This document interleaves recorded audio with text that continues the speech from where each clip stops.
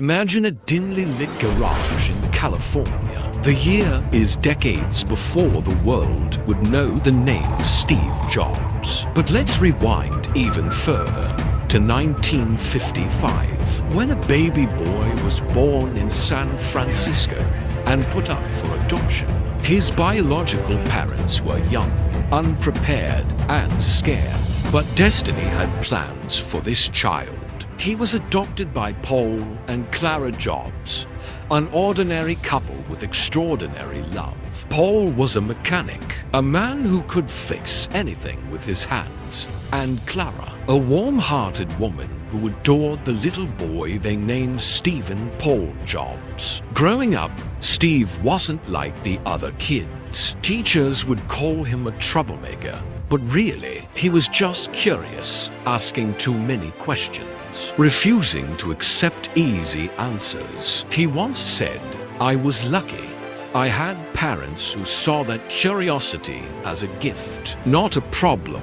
Paul would sit with him in the family garage, showing him how to build and take apart machines. That garage became Steve's first classroom. It was where he learned that things didn't have to stay the way they were. They could be improved, redesigned, made better. But life wasn't perfect. Steve struggled to fit in at school.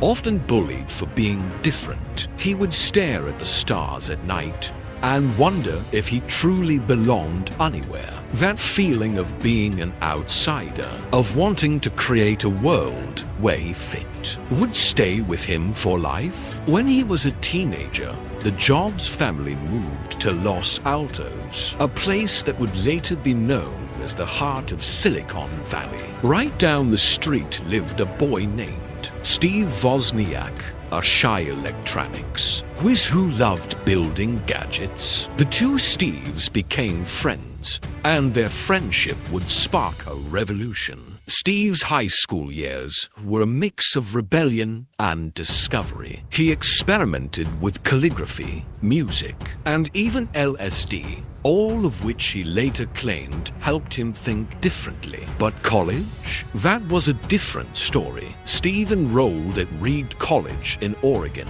but he quickly dropped out after just one semester. He wasn't lazy. He was searching for something bigger. "I didn't see the value in spending my parents' money on classes that didn't inspire me," he would later explain.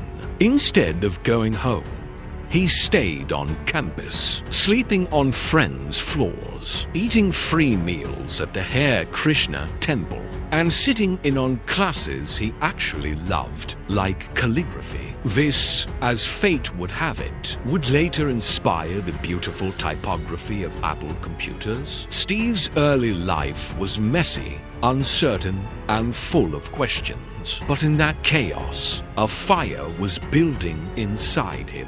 He wasn't just looking for a job. He was looking for a purpose, and soon that search would lead him to create something that would change the way humanity communicates forever. The garage that changed the world. Picture this: a cluttered garage in Los Altos. The smell of metal, wires, and solder filling the air. Two young men, Steve Jobs and Steve Wozniak, hunch over a wooden workbench late into the night. Outside, the world sleeps, but inside, something extraordinary is being born. Jobs was just 21, Wozniak 26, and they had a simple dream: to build a personal computer that anyone could use. It all started with a small circuit board Wozniak designed.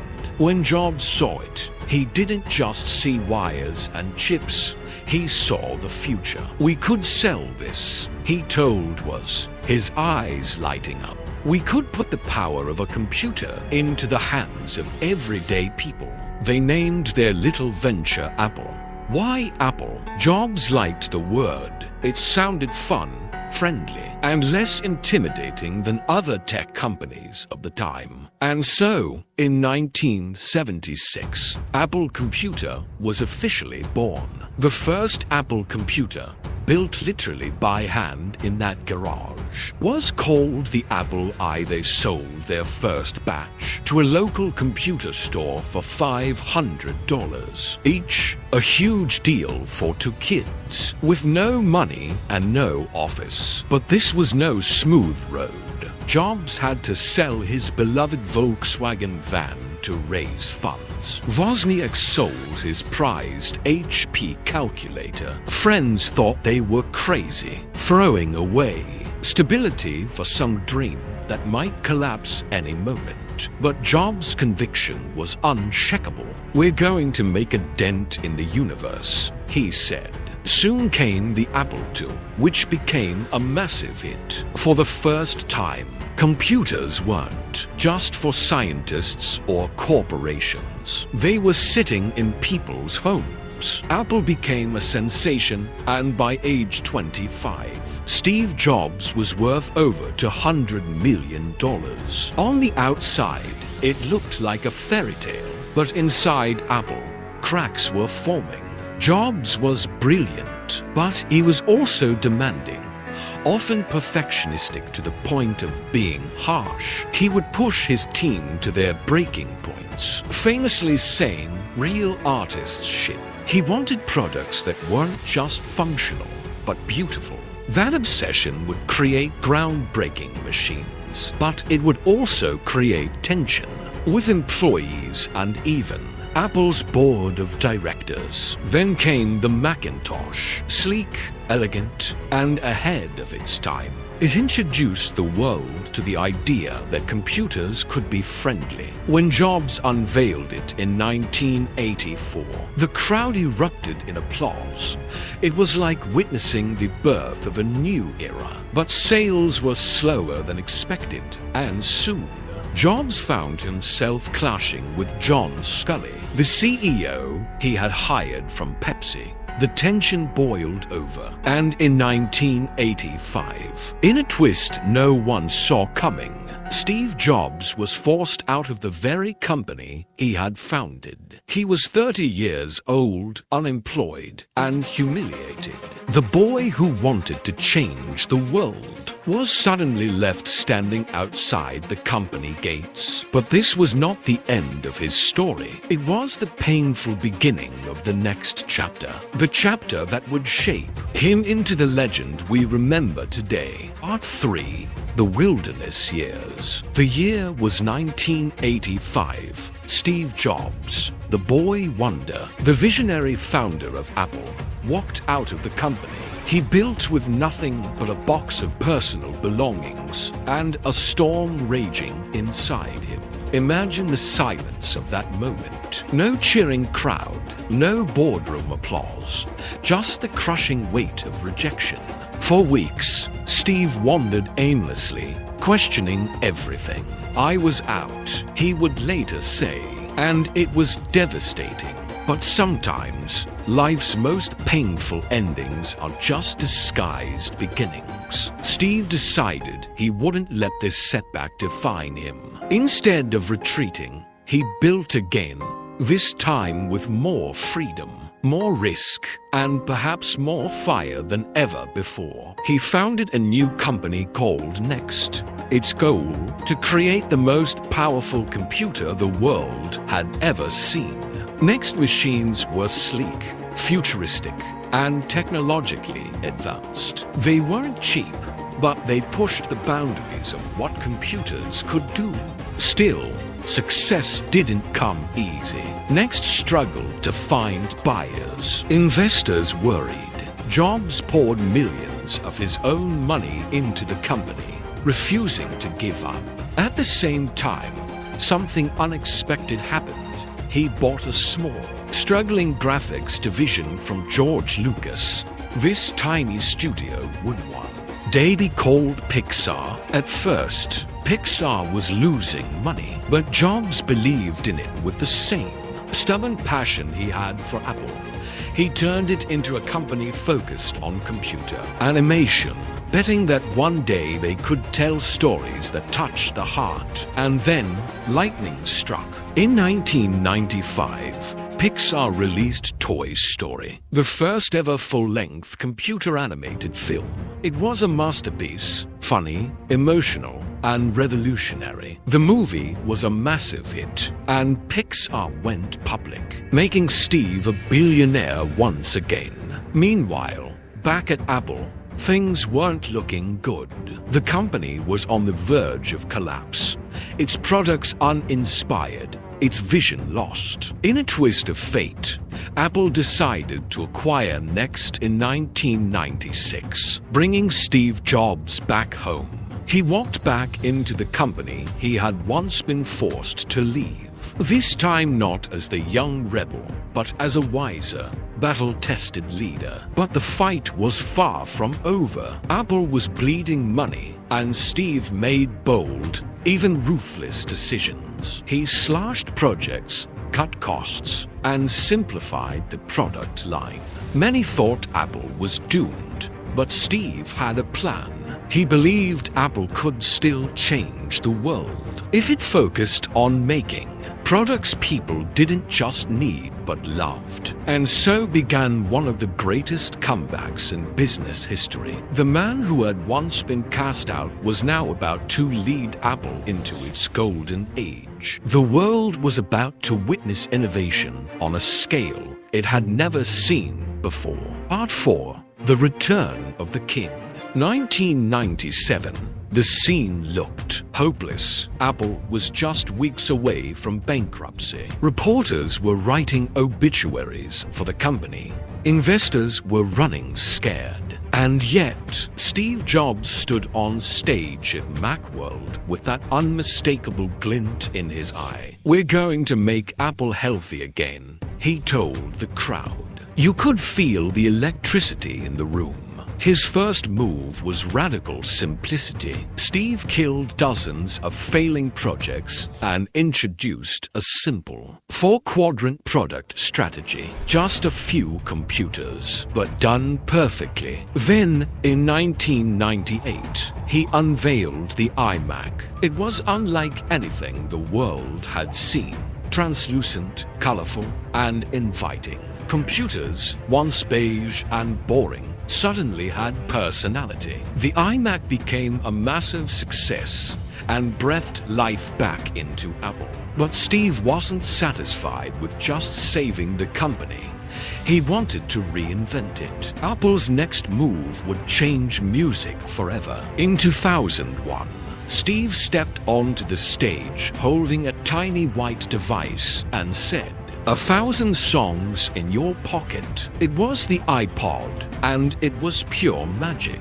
People lined up around the block to buy one. The iPod didn't just sell music. It sold a lifestyle, a feeling, a sense that you were part of something cool and revolutionary. And yet, Steve's vision stretched even further. He saw a future where a single device could combine music, internet, and a phone, all in your hand. The idea seemed impossible. Apple's engineers said it couldn't be done. Steve famously told them, "Don't be afraid, make it happen." Years of secret development followed, and in 2007, the curtain rose on what would become the most iconic product of the 21st century. Today, Steve said, standing on stage in his black turtleneck and jeans, "Apple is going to reinvent the phone." The screen lit up with a simple word, iPhone.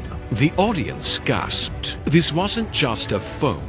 It was a revolution in your pocket. From that moment on, Apple was no longer just a computer company. It became a cultural phenomenon. The iPhone changed how humans communicate, work, play, even fall in love.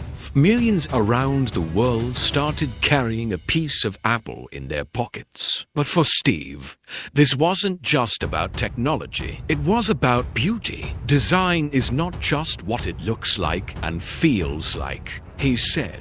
Design is how it works. Every curve, Every pixel, every click was crafted to feel intuitive and human. Apple rose from near death to become one of the most valuable companies on Earth, and Steve Jobs had gone from being a visionary kid in a garage to a global icon. But even as the world celebrated him, a private battle was quietly beginning, one that would test his strength in a way no boardroom ever could. Part 5. The Final Battle. By 2003, Steve Jobs had become a legend. Apple was flying high, iTunes was changing the music industry, the iPod was everywhere, and the iPhone was secretly in development. But behind that iconic black turtleneck, Steve was facing a fight no amount of innovation could solve. A routine checkup revealed a rare form of pancreatic cancer. The news hit him like a thunderclap. He didn't tell the world right away. Instead, Steve turned inward. He tried alternative treatments, diets, spiritual reflection, searching for a way to beat this disease without invasive surgery. "I didn't want my body opened up," he later admitted. But as months passed, the tumor grew, and Steve finally agreed to surgery. For a time, it worked. He returned to the stage, thinner but just as fiery, announcing new products with his trademark showmanship. But his health remained a shadow that followed him everywhere. Each public appearance was analyzed. Was he losing weight? Was Apple safe without him? And yet, Steve refused to slow down. In 2010, while visibly weak, he took the stage to unveil the iPad, a device critics mocked at first, but one that would go on to define a whole new category of technology. Behind the scenes, Steve's life was deeply human. He reconnected with his biological sister, novelist Mona Simpson, forming a close bond. He spent more time with his children and his wife, Lorene. "I want to live long enough to see my kids grow up," he once said softly to a friend. Those who knew him described him as reflective, even tender in those last years, a man who had learned that time, not money, is life's true currency. In August 2011, with his health deteriorating, Steve made the hardest decision of his life. He stepped down as Apple's CEO. In his resignation letter, he wrote, "I have always said that if there ever came a day when I could no longer meet my duties and expectations as Apple's CEO, I would be the first to let you know. Unfortunately, that day has come." Just a few weeks later, on October 5th, 2011, Steve Jobs passed away at the age of 56.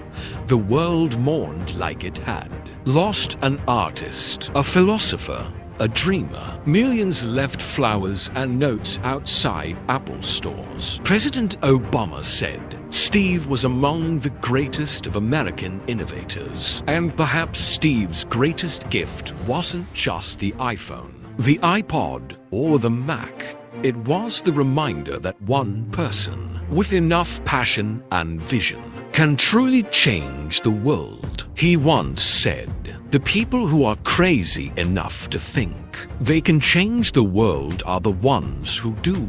Today, every time someone taps a screen, listens to music on their phone, or FaceTimes a loved one, a piece of Steve Jobs' dream lives on. His story is more than a biography. It's a call to action, a reminder to dream big, to stay hungry, and to stay foolish. Imagine standing in front of a man who changed the way we talk, listen, work, play, and even dream. This is Steve Jobs, a man who turned a garage startup into the most valuable company on Earth. A man who taught the world to think different. Today, we're not just remembering his story. We're taking away his 100 most powerful life lessons that can guide you to build your own destiny. So sit back, open your mind, And let Steve Jobs' wisdom light a fire in your heart. 1. Follow your curiosity. It will lead you to your passion. 2. Connect the dots looking backward. Trust that they will connect in your future. 3. Simplicity is the ultimate sophistication. 4. Don't settle. Keep searching until you find what you love. 5. Build products that you would love to use yourself. 6. Creativity is just connecting things in new ways. 7. Your work is going to fill a large part of your life. Make sure it matters. 8. Stay hungry, stay foolish. 9. Innovation distinguishes a leader from a follower. 10. Failure can be the best teacher if you let it guide you. 11. Don't be afraid to start over. It might be your greatest gift. 12. Surround yourself with brilliant, passionate people. 13. Demand excellence from yourself first. 14. Take risks when others play safe. 15. Focus is about saying no to 1,000 good ideas. 16. Design is not just how it looks, it's how it works. 17. Work for meaning, not just money. 18. Create experiences, not just products. 19. Sometimes life hits you with a brick. Don't lose faith. 20. Build things that make people's lives better. 21. Be crazy enough to think you can change the world. 22. Obsession with detail separates great from good. 23. Your time is limited. Don't waste it living someone else's life. 24. Intuition is more powerful than intellect. 25. Don't ship junk. Make it insanely great. 26. Keep learning, even after you know it all. 27. Perfection takes time. Be patient. 28. Vision without execution is just a dream. 29. Think about the customer experience first, then work backward. 30. Build what people don't even know they need yet. 31. Dare to be different. 32. Challenge the status quo relentlessly. 33. It's not about being the first. It's about being the best. 34. Lead with passion, not fear. 35. Believe in your team, but push them beyond their limits. 36. Great artists steal. Learn from the best and make it yours. 37.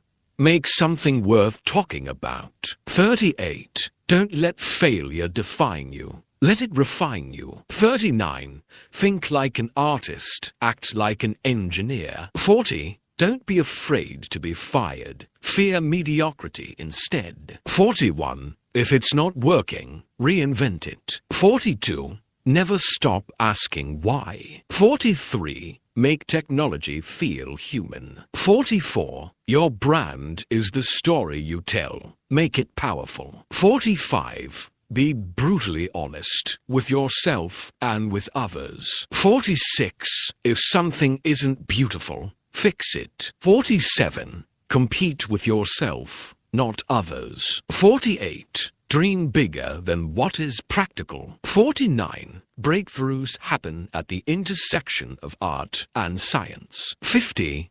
Value simplicity over complexity, always. 51. Celebrate small wins. They lead to big wins. 52. Respect time, yours and everyone else's. 53. Build a legacy, not just a business. 54. Take feedback, but trust your vision. 55. Focus on quality, not quantity. 56. Keep things secret until they're ready. Surprise the world. 57. Don't fear criticism. Fear being ignored. 58. Have the courage to follow your heart. 59. Be relentless about excellence. 60. Don't compromise on core values. 61. Inspire people. Don't just manage them. 62. Keep your message simple. Clarity wins. 63. Believe in the impossible. 64. Teach by example, not by lectures. 65. Cut out what's unnecessary. Make it clean. 66. Think visually. Beauty matters. 67. Act fast. Speed is a competitive advantage. 68. Don't ask customers what they want. Show them what's possible. 69.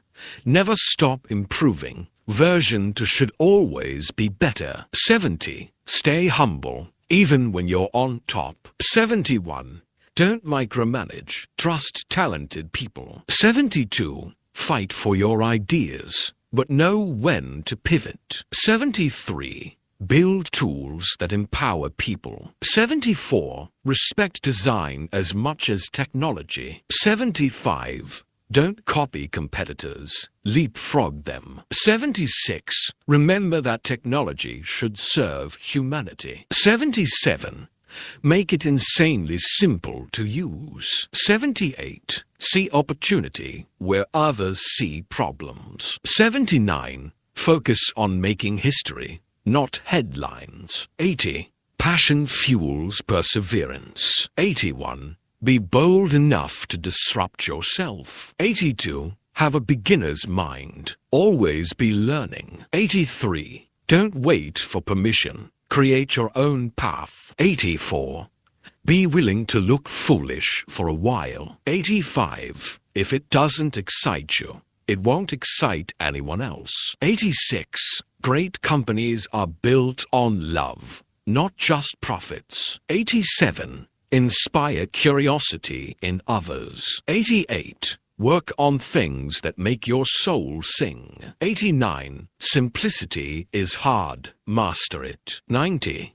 Don't try to please everyone. Focus on your core believers. 91. Give people tools to express themselves. 92. Never lose the beginner's excitement. 93. Work on problems that matter. 94.